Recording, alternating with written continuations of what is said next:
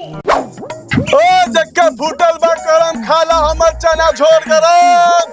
ओ जक्का फूटल बा करम खाला हमर चना झोर गरम। ओ चना चोर वाला रुका हो।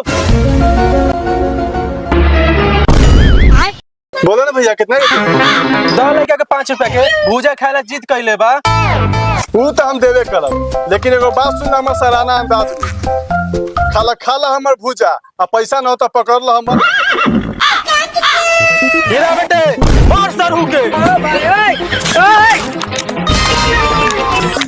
हम लड़वा ना मारवा साला हम रुकबे ना करब।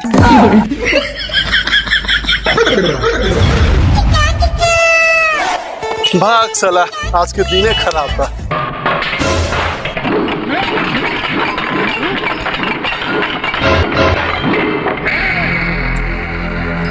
अरे आजो फिल्म चला था, रुक आज देखिए के जा।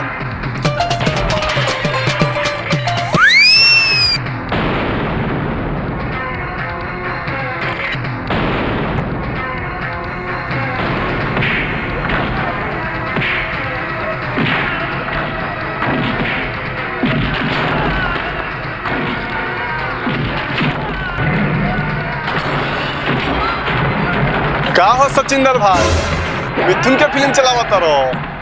हाँ वो ढोलन भाई, लेकिन तू बड़ा दिन के बाद भूजा बेचे आयल बा। आवा बैठ। का बताई सचिंदर भाई, गइल रही साली के बियाह में आ साली भोसी दूसरा लड़का के साथे भाग गए। आ लड़का वाला लाल चाट रहल। अहो भूजा वाला साली छिनार रहो का।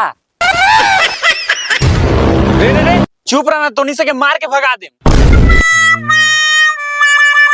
का हो सचिंदर भाई, सारा लड़ चपाट लड़का के यही जे बैठैले बारो।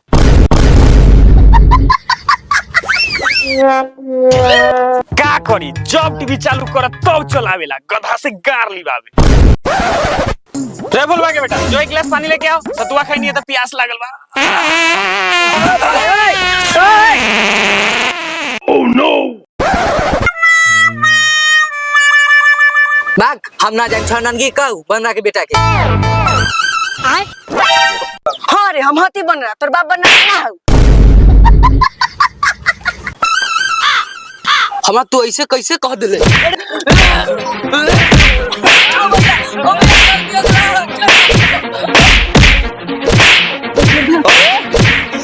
तू सब फिल्म देखे मारपीट कर।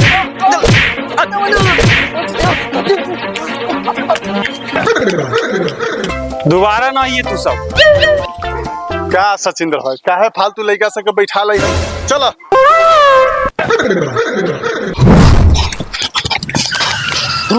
ये भोंसरी वाला सबके चक्कर में